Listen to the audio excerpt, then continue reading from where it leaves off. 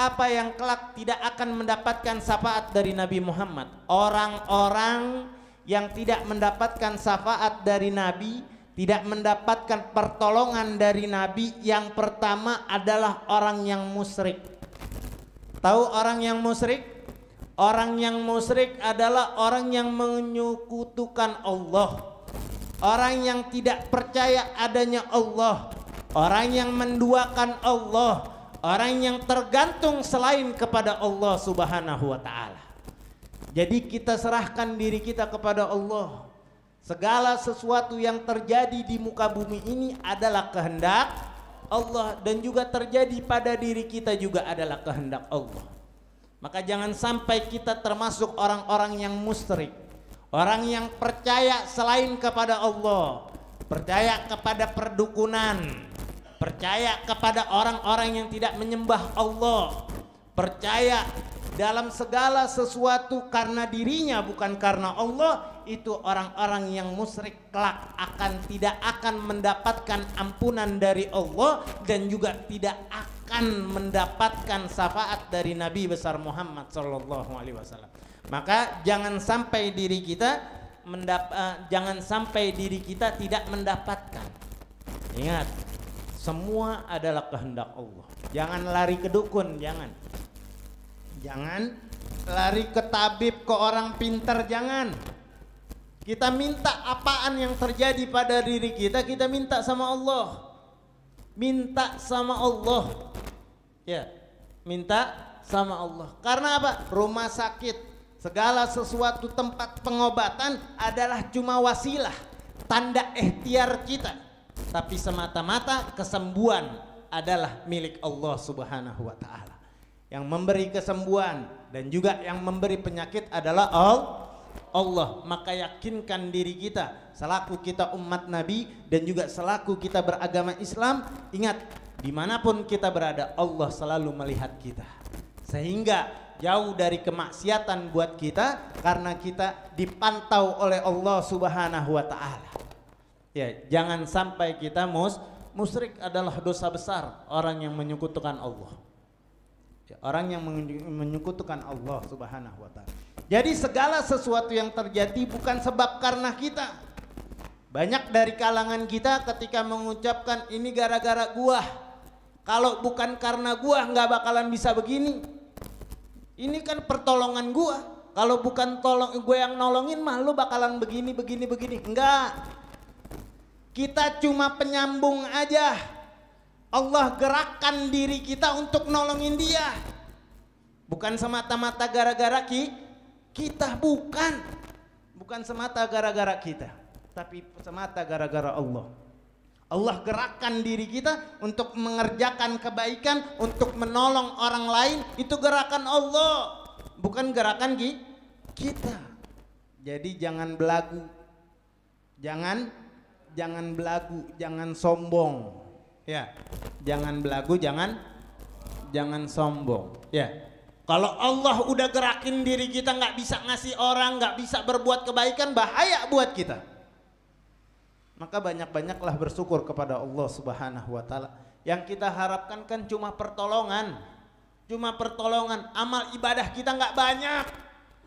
Kita cuma ngelakuin sholat 5 waktu aja. Kita cuma berbuat kebaikan cuma ala kadarnya. Nggak mengorbankan diri kita, nggak. Ya, mau mengharapkan surga yang taman kenikmatan, waduh, jauh banget. Kita mau, misalnya kita mau, ya Allah dulu saya di dunia berbuat seperti ini, nggak sebanding dengan pemberian Allah kepada kita, nggak sebanding.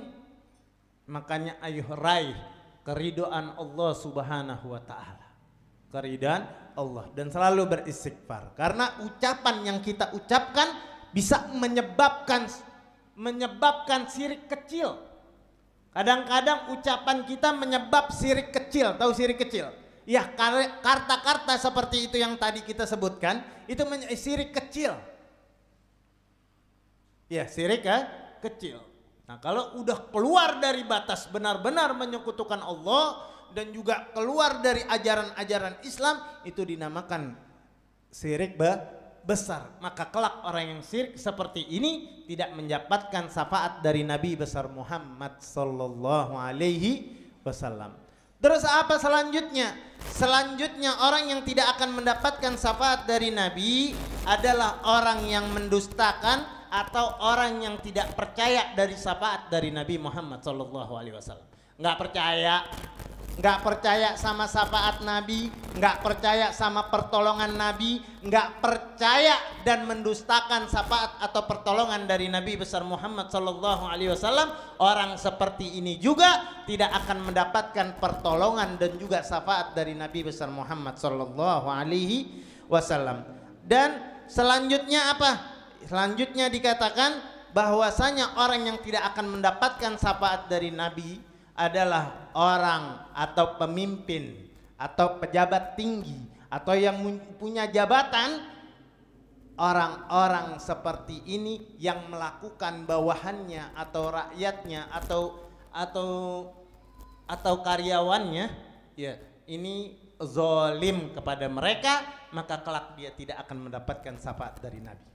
Ya, pemimpin yang zalim atau punya jabatan yang tinggi dan zalim kepada bawahannya, maka kelak ini orang tidak akan mendapatkan pertolongan atau syafaat dari Nabi besar Muhammad sallallahu alaihi wasallam.